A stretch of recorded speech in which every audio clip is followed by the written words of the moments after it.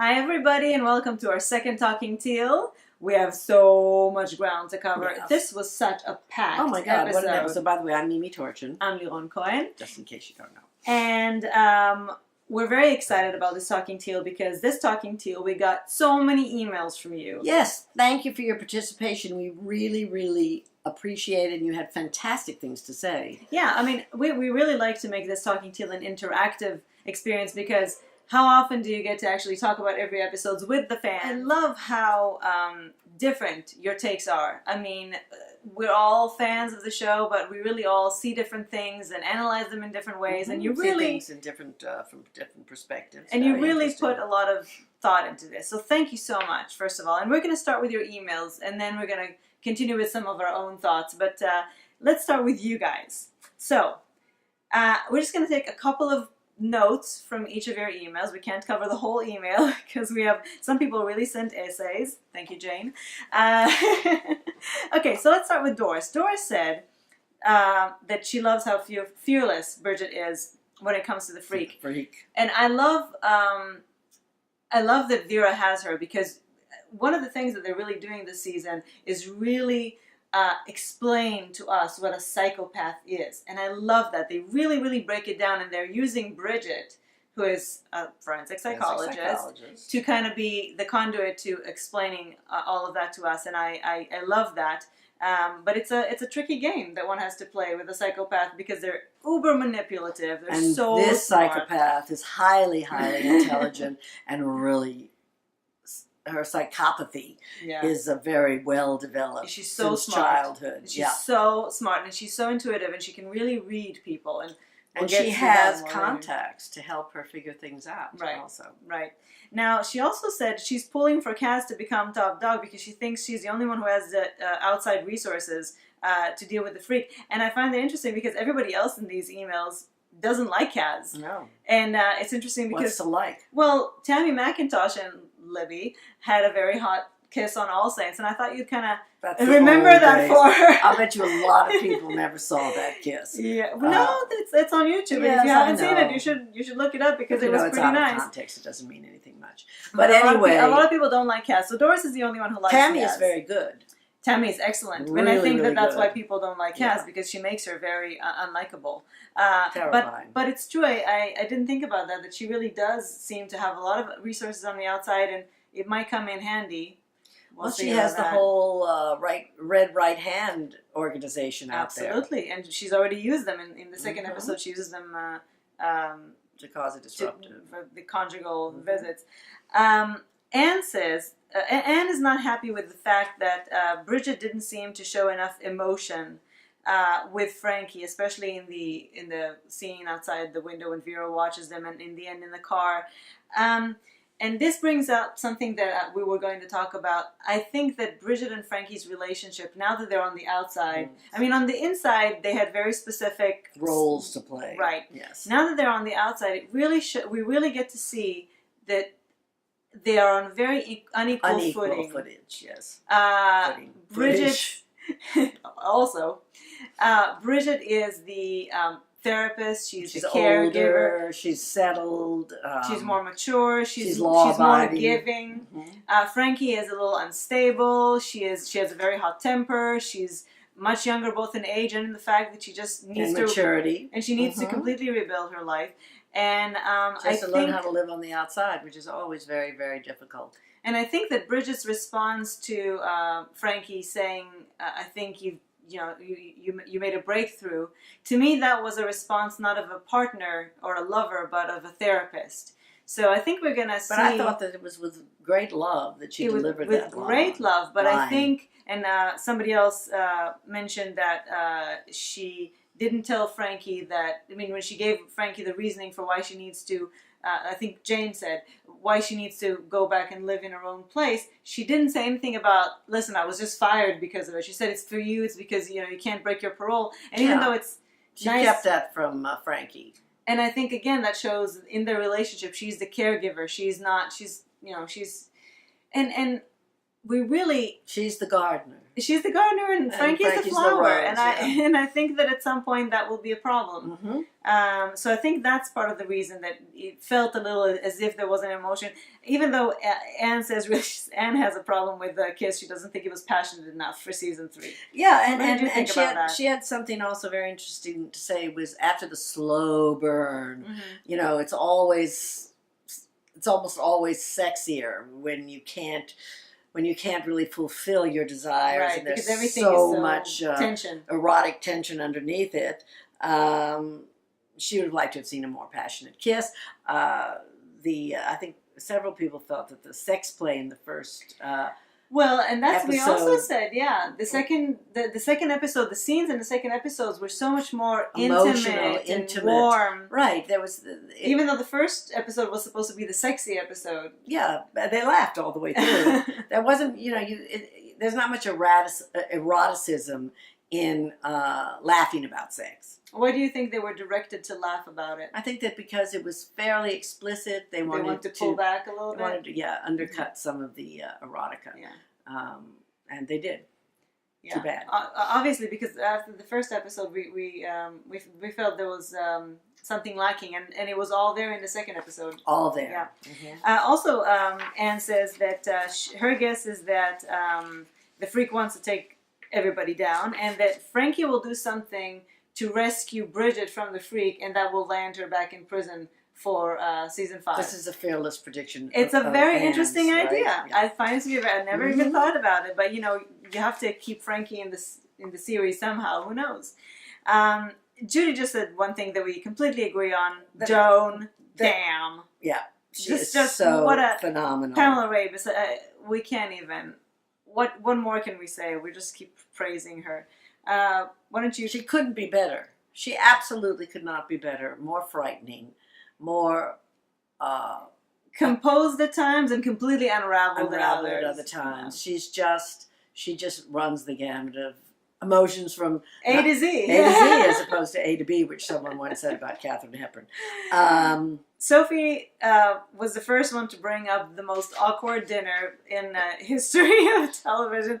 I loved it. It was really hilarious. Fun. But finally, Frankie gets to sit down and get to sit in the grown-ups table, right? Exactly. And she took full advantage of it. Pass the salad, pass the pepper. And Vera, there in her governor uniform, has to actually treat her like an equal, which was very funny. I thought the whole Vera warming up to the relationship, and because I think both of them, both Bridget and Frankie, could be very good allies to have for Vera. I think Vera needs all the allies she can get. She is in over her head. Way over her bun. Yeah. Very funny. Well, also, of course, we all want Sophie for Frigid to be as positive on Wentworth, because the show is really dark. And what I love also is that we all know them by heart, the frigid scenes from season 3, and they were all so dark because they were in the prison. Now they're out and it's sunlight and it's so bright. And I love that house yeah. too. Yeah, I love that little house. Well, I have a little house sort of similar to that, don't I? Yes. Nina had a weird suggestion that she would like to see Vera and Ms. Miles get it on, as Nini would think. That's very Nini-like. So Vera and Miss Miles. I love Miss Miles. I find it to be the comic relief of the show. May I just say, it will never happen. And let me just echo one thing that Nini said. I swear, if the writers fuck Frigid up, yes, I agree. She said she's going to fly down under and poop all over their cars. Yes, as a bird, not as a human. Oh, yeah, right.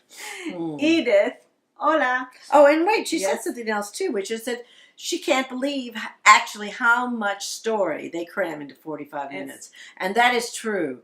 Yeah. It feels like you're watching an hour and a half's worth of show. There is so much that transpires, and it's all riveting. Edith, our darling friend from California. Hola, Edith. Hola, Edith.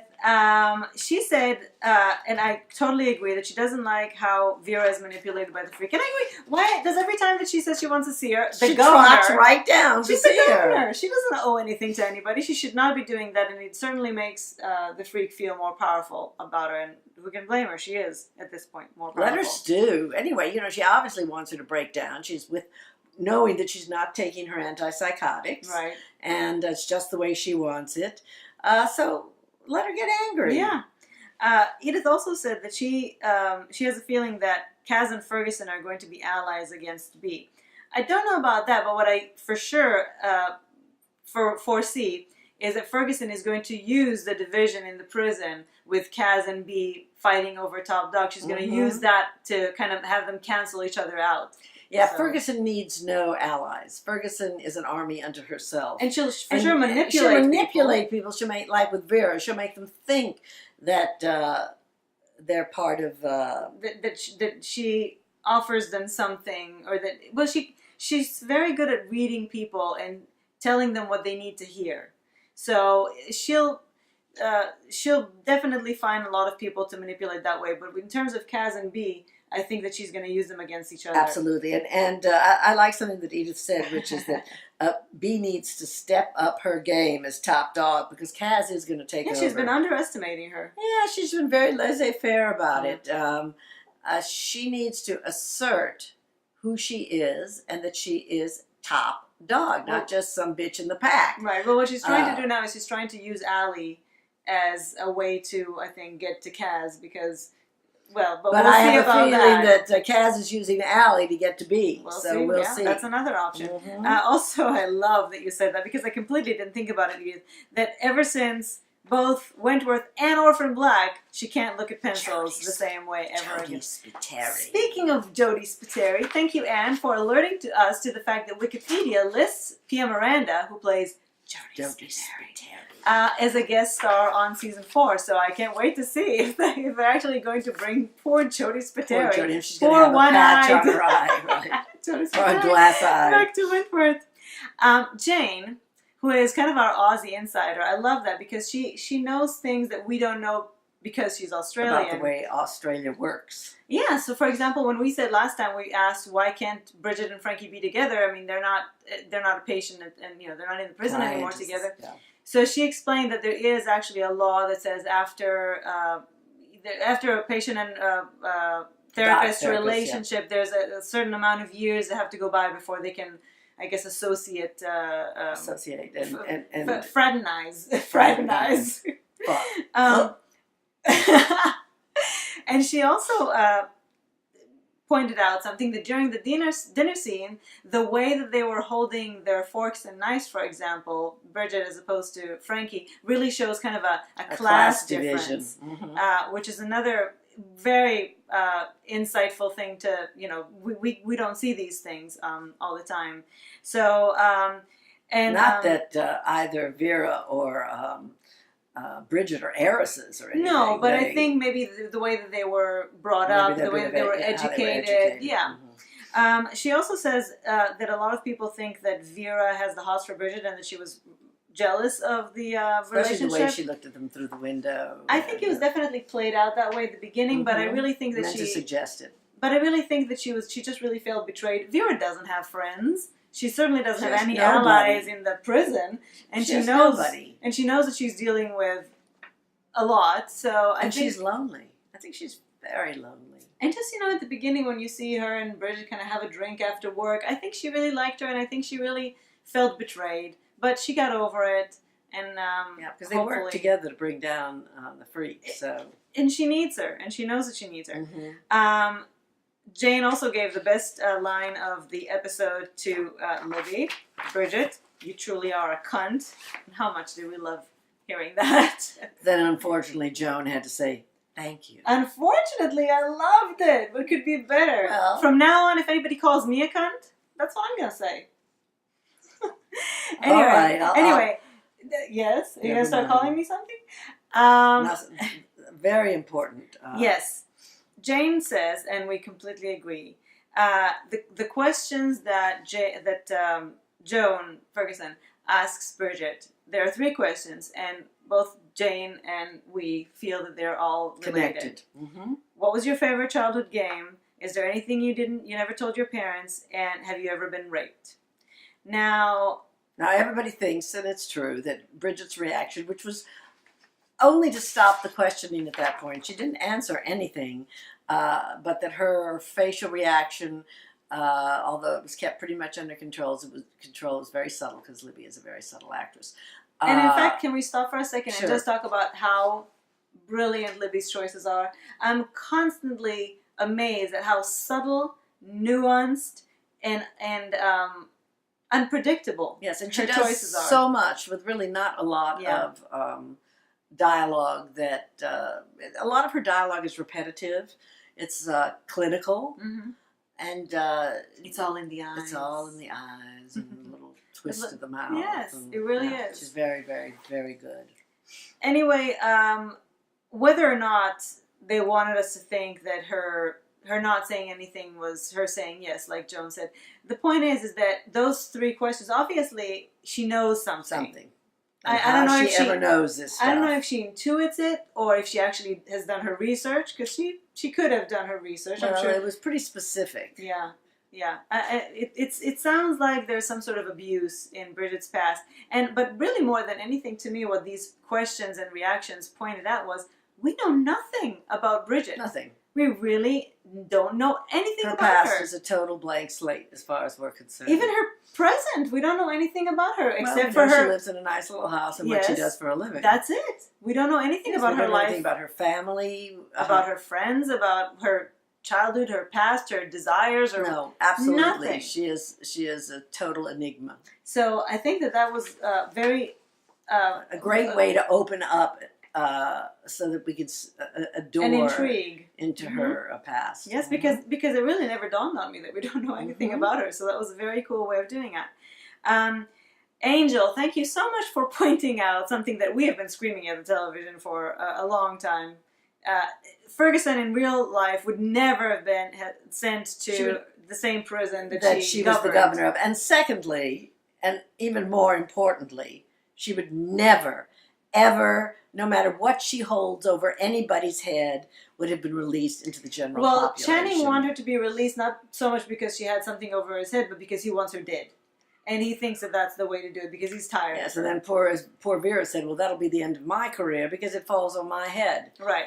But listen, the show actually does a very good job at explaining why it is feasible. Things that really shouldn't be explainable. Well, so it's the only maximum security prison, and she has this really well-crafted petition as to why she should be put into Gen Pop, and she holds a lot of things over a lot of people's heads.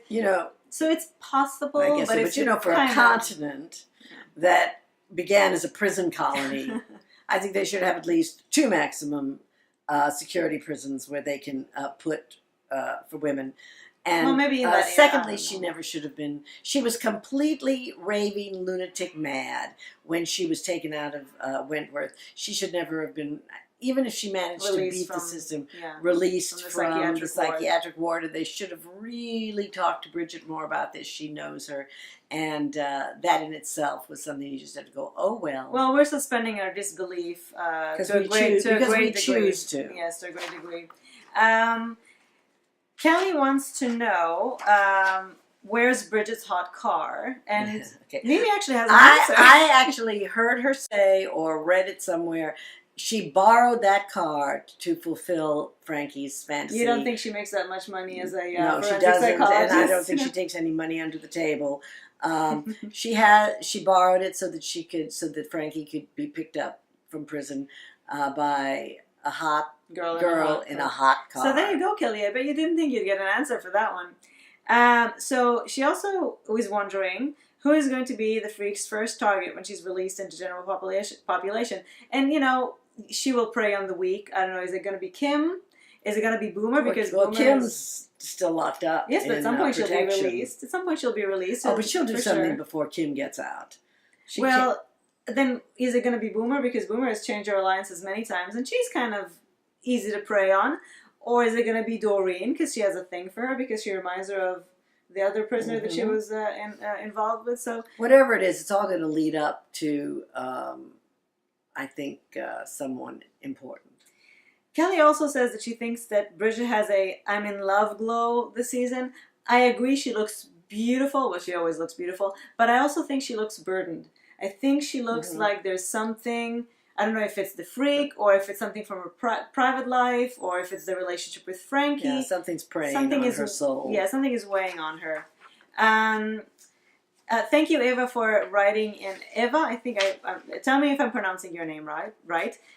For writing in English and not in Polish, because I was willing to do all Google Translate on it, but I think this one worked better.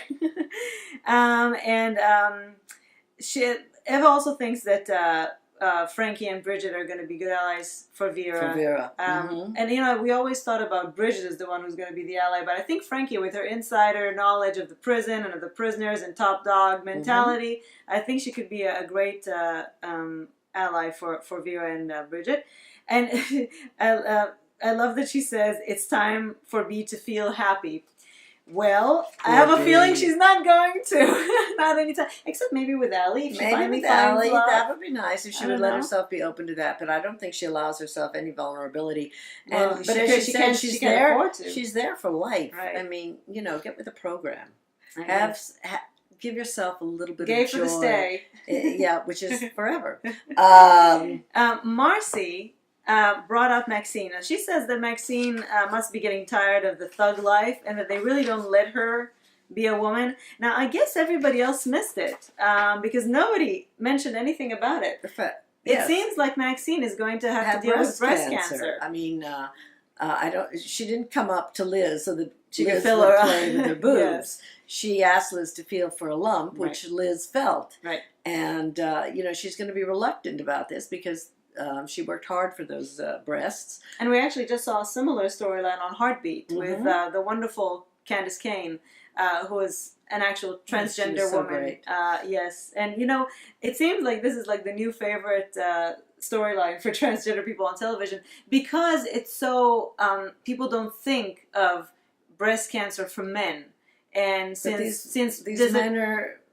No, women. First of all, there is breast cancer for men. Yes, there is. There's breast cancer. There's everything. Everybody can get every kind of cancer except prostate cancer. Since we have or uterine cancer, or exactly. cervical. But otherwise, men have breasts too. Well, especially transgender women, they do take estrogen, so anything could happen. And I do think that they're going to give Maxine a breast cancer story, or at least a breast cancer scare. Right. Yes. So did you say that Marcy said they don't let her be a woman? Yeah. They're going to let her be a woman in a very tough way. Yeah. And anyway, she's a perfect enforcer for B. She's big, and she's fearless. Yes, but as I said many times before, I do want to see her do some other things, and I do think that I think she's getting a very big story. Coming up. I thought it would be with Boomer and the sperm and all that, and it still could be because Boomer is desperate to have a baby, and but if she has cancer, her sperm is not going to be. I don't know about that, but speaking of that, in terms of the conjugal visits, I think that was a very interesting way of the show to bring up the inequality. Men get conjugal visits all the time. Women don't get them just because they have a uterus. They're afraid that they'll use it to get pregnant. Yeah. That not only will they, could it happen by accident, but they'll use it because they're bored. Yeah. Now, there are people who have children for the wrong reasons. But the fact that they would deprive women of a right that they give men without a problem because of their anatomy is stark discrimination. Once again, discrimination. But B did come up. Was it B's idea to have them put on a birth control plan? Which I was also wondering because in this country at least, birth control is such a big issue. They keep trying to take it away from people, and here they are forcing people to take it. I wonder if that would ever fly. They don't want you to have an abortion, but they don't want to give you the means by which to not prevent yourself from not have unwanted and children you can't take care of. Yeah. So I just wonder if that would fly in our country, in a show in our country. Well, who knows? It might be flying in real life for all we know. I just want to also bring up the aesthetic of this show. This episode used so many elements of film noir that were so... Just the scene between Bridget and the freak when she interviews her. The close-ups, the lighting, the angles of the camera, Mhm. and even when they did Frankie and Bridget having their moment when Vera was watching them, the blinds obscuring, doing the like possible, half of faces. the stalker point of view. Of course, that's more horror than it is noir. Now the stalker, by the way, everybody says, "Oh, I'm so happy the stalker turned out to be her dad." I'm not We're not convinced. sure. I don't think that one has to do with the other. I still think there's a stalker, and I still think it's Scarface. Well, if we ever see it again, then we'll know. Well, I think that they But want you to think, though, that the you're stalker safe. has done Right, it. Yep. exactly. But first of all, it's so unlike Wentworth to just, be so quick and wrap up Especially a with scare. something so easy. Exactly. No. I still think it's Scarface. But it was an interesting twist to give Frankie a little sister, Yes. and we'll see what that and her brings. response to it, I think, is quite adult Yeah. and very, very sweet. I think that this is maybe, part of her is jealous. She didn't have that. Right. But I think this little girl is irresistible, and might I bring think up the some of idea the, of having a little sister will make her be like a better person. Yep. Or at least bring up some of her softer sides. Which also happens with Gidget. What? Her softer Oh, side. yes, absolutely. Or Geege, as she calls it. Geege. Also, there was a reference that you quickly, yes. caught. When this was fabulous. This was an homage to Hannibal Lecter in Silence of the Lambs, straight actually out of a scene with Clarice and Hannibal, when Joan said for every question you ask me, I'm going to ask you a question. Quid pro quo, and it was absolutely something word for word from Silence of the Lambs, which I thought was quite fascinating and very clever. Wasn't fascinating, but it was very clever. No, it was, again, it's one of those. It was a great reference. I love those kinds of references, and these it was complex, pulled off very well. These complex show, and a show at the level of Wentworth, they throw in these little, what we call Easter eggs, and little rewards, that if you can watch the scene and still be mind blown and everything, but if you catch those little Easter eggs or those little rewards, and you know the reference, then it adds another layer of awesomeness. They're almost all cultural references. What were we watching recently that was filled with cultural references? Probably Modern Family is always filled with Modern Family references. It's the number one show for cultural references, mostly to films. Now, what do you make of Kaz grabbing Jackson by the balls, and then do you think that it's going to be a sexual harassment complaint? What do you think that will lead to? She might be trying to seduce him. It's always good to have a guard. Well, she did it actually as an assault. Yes, but now she's claiming that that he harassed her or whatever, and maybe she was trying to have something to hold against him. I don't think it's going to work because it was all taped. You could see that she attacked him, but I don't know. We'll see. Kaz does nothing for nothing. I love Foxtel and Soho, by the way, for allowing us to see nude bodies of any size, in any way. They don't blot out the breasts, and they don't blot out the butt cracks. Yes, and thank God it's going to be on Netflix in America, and they won't do it either. Hopefully. Netflix? I would be shocked if they did that. I think that whatever else transpires in this show, the two things...